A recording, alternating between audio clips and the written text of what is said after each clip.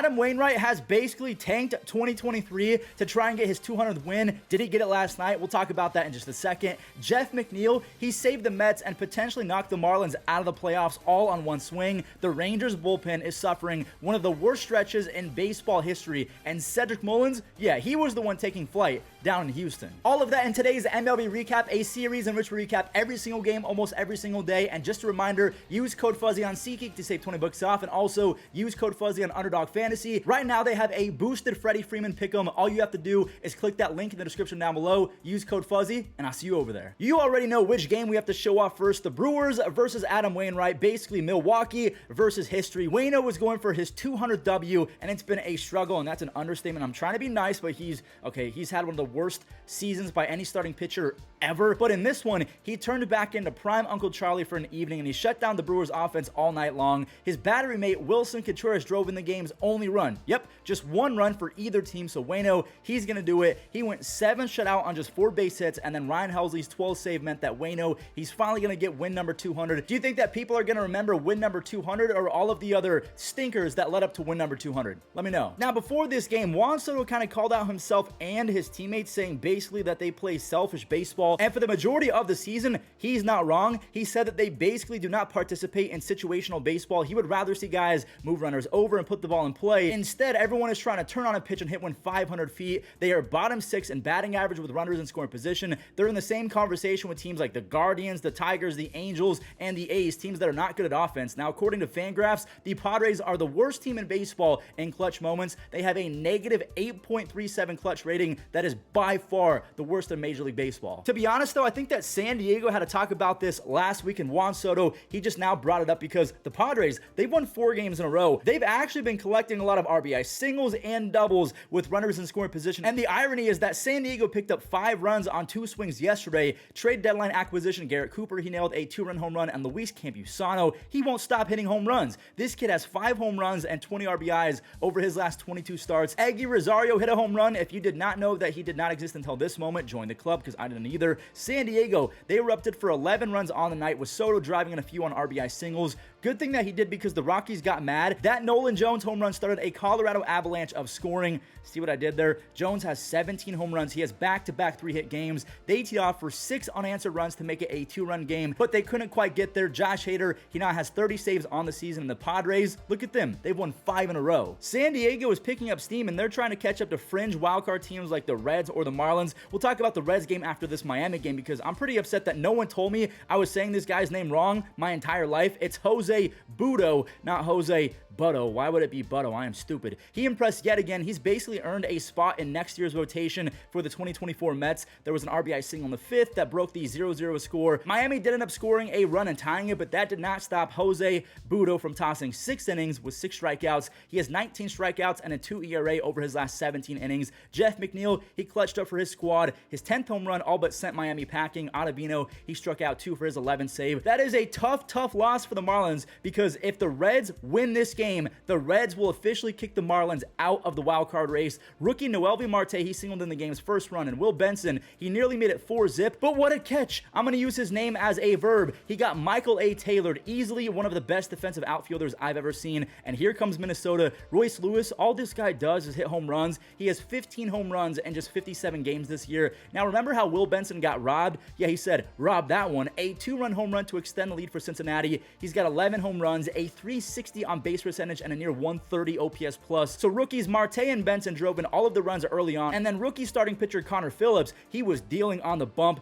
Kids, take note. If you're gonna allow runs, have it be because you challenged hitters and you were not afraid to throw strikes. He went 7 innings, struck out 7, so again, he attacked the zone. He only gave up 3 base hits, but 2 of those 3 base hits were home runs. But again, he attacked hitters. You have to tip your cap. Spencer Steer, he had a 2-run single. Joey Votto had an RBI single. So with this W, Miami and Cincy, they trade places. The Marlins are a half game back of the wild card, and even San Diego is gaining ground. They're now just 5.5 games back. Miami got booted from the NL wild card. You know who else might get kicked out of a wild card spot? The Texas friggin' Rangers. Now, to be fair, Texas, they've had to overcome a lot. Jacob deGrom, Max Scherzer, but when Marcus Semien goes yard on the first pitch and Jordan Montgomery turns in a masterclass, you have to win that game. Semien drove in his second RBI later in the 6th, while Jordan Montgomery completed a 7-inning beauty. He struck out 8, only allowed 5 base hits, so now it's up to the bullpen. And you know that hit country song, What Hurts the Most? Yeah, it's about the 2023 Rangers fans and their bullpen. Since August 13th, I can't believe this is a real stat. Since August 13th, the Rangers have blown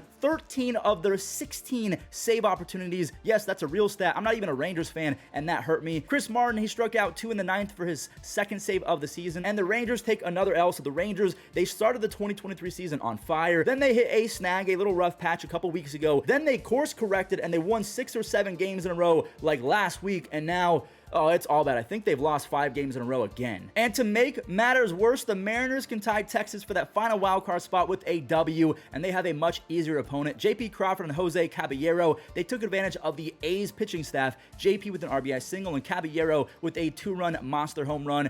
440 feet. Hello, Jose is one of the fastest players in baseball. It doesn't seem fair that he can also go 440 feet. Rookie Brian Wu, he dominated the A's all night long. He shut Oakland down for 5 scoreless innings, just 3 base hits and 6 punchies. Seattle, they grabbed 2 more on a Luis Torrens RBI double, and Eugenio Suarez, he singled in 1 more. The Mariners have to sweep the A's, and I say that because Seattle, to end the season, they face Houston and Texas 10 times. That is going to be a bloodbath. I mean, the AL West is about to get just personal. Now, because we talked about Texas and Seattle, let's see what the Astros did. Their schedule is no walk in the park either. They face Baltimore, Seattle, and Arizona here soon, so that's going to be tough. I'm super happy for John Means. He's back and eating innings again after missing a lot of time with Tommy John surgery. He's never going to wow you with K numbers, but he's pretty good at missing barrels. Just 1 run all night long against a really good Astros lineup. He actually left with a lead after Ryan O'Hearn clutched up again. His 2-run single made it 3-1, and Baltimore's bullpen folded, and by that I mean Shintaro Fujinami blew up for the first time in a few weeks. Like, it was bad. He only managed 1 out, and Altuve, he stole the lead on a ringing 2-run double. Now, staying with ringing doubles, Baltimore Sweet Prince, he clutched up. Adley Rutschman clutched up, and then so did Cedric Mullins. Those RBI doubles tied it at 5. Only to have Jose Abreu demolish a cookie. He did not miss that pitch, 425 feet to center, and then Maldonado hit one even further, 430 feet. So now it's 7-5 Houston, but there's still some hope for the Orioles. Houston closing pitcher Ryan Presley, he has looked cooked all year, at least to me, and he showed that again versus the Orioles. Cedric Mullins, you can't escape him. Shout out to my guy AJ, or little man. Brian Abreu, he's got to be the guy going forward. You just cannot afford Ryan Presley's implosions. He's got a 3.9 ERA and a home run in 3 consecutive appearances. Cionel Perez and Yanier Cano combined for the final 3 outs. Baltimore, they have won 3 games in a row. Their 94 wins is just 2 behind the Braves. The Braves have 96 wins. So because we just brought them up, Atlanta, they were facing off against the Phillies, and Atlanta looks like they're straight up on cruise control right now. Albies, yes, he's got 31 home runs now, and I forgot to mention that the Braves, they tied a record over the weekend. They have 5 hitters with 30 home runs. They tied the 2019 Juice Ball Minnesota Twins on 1 swing, though. Philly, they took the lead. Johan Rojas bashed his 2nd career home run.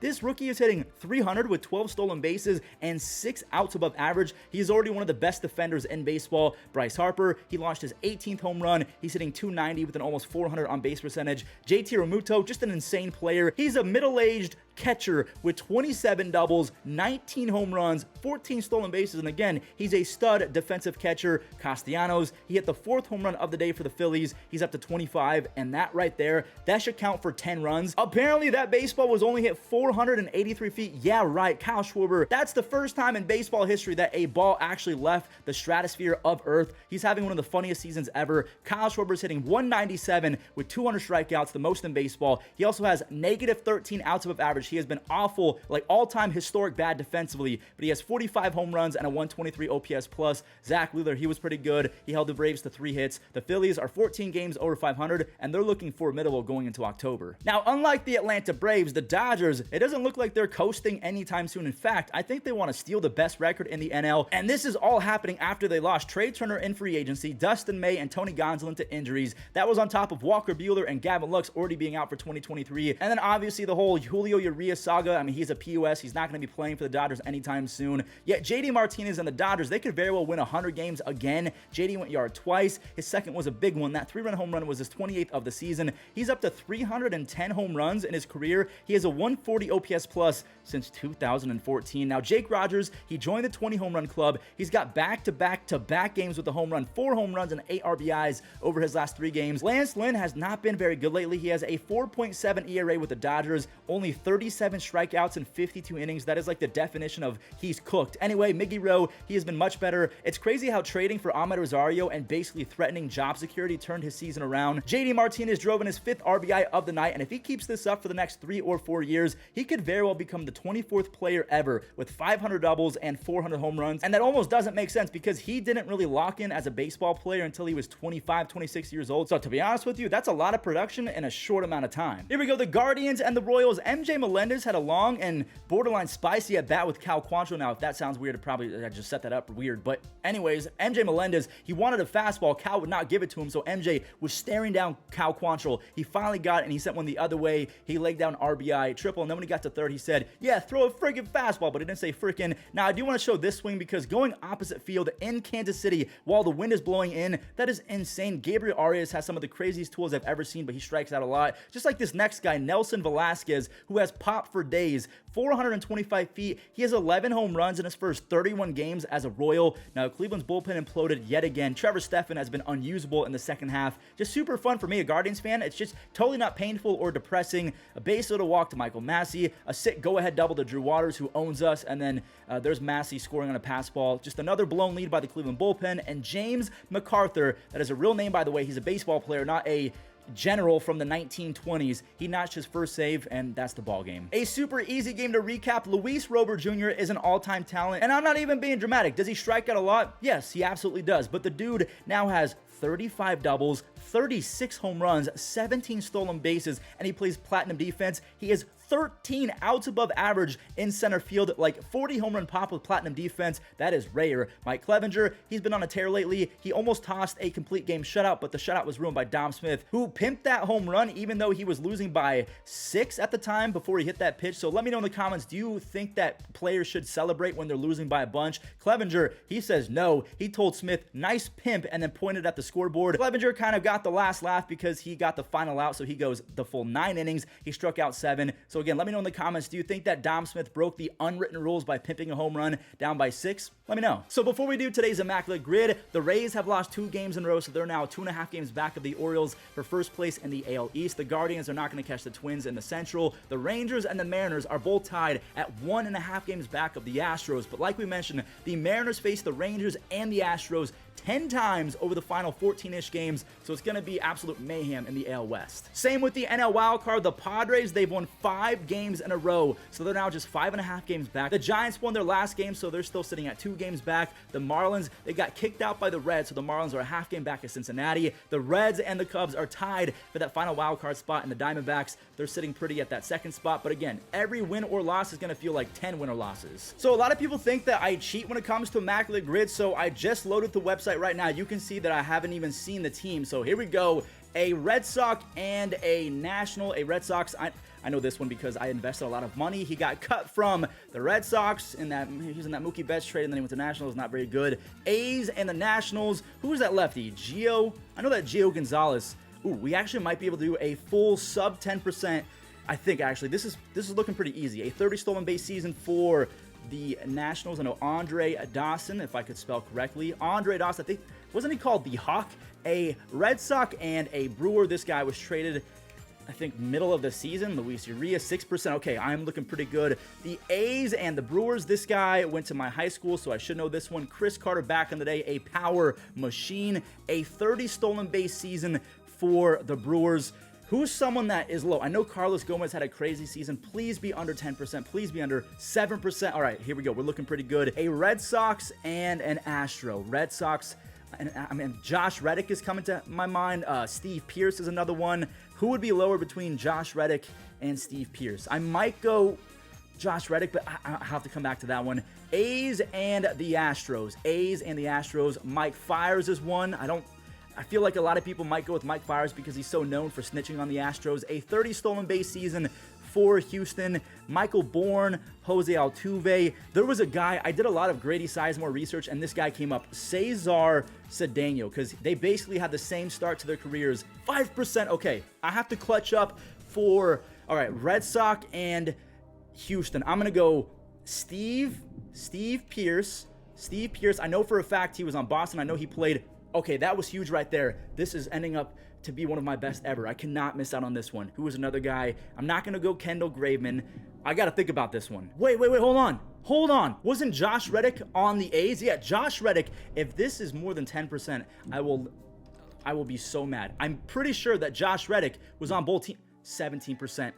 Josh Reddick, I hate you so much. Like, I already hated you. Now I hate you even more. That does it for today's MLB recap. I hope that you guys enjoyed. Remember, there is a special going on right now on Underdog Fantasy. Click that link, use code Fuzzy, and the Freddie Freeman total bases is going to get boosted. So you're welcome.